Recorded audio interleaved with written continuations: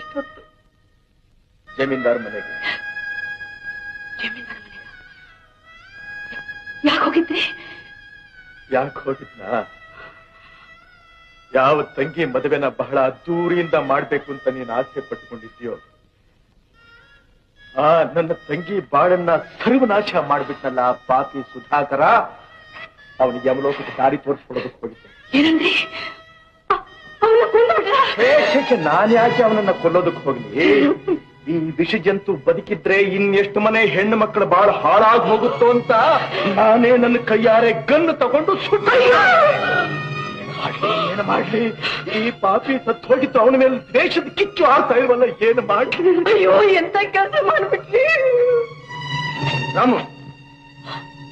ಓ ಬನ್ನಿ ಇನ್ಸ್ಪೆಕ್ಟರ್, ನಾನೇ ನಿಮ್ ಹತ್ರ ಬರಬೇಕು ಅಂತ ಇದ್ದೆ. ಜಮೀನ್ದಾರಣಿ ಜಾನಕಮ್ಮನವ್ರನ್ನ ಕೊಲೆ ಮಾಡಿದ್ದಕ್ಕೆ ನೀನು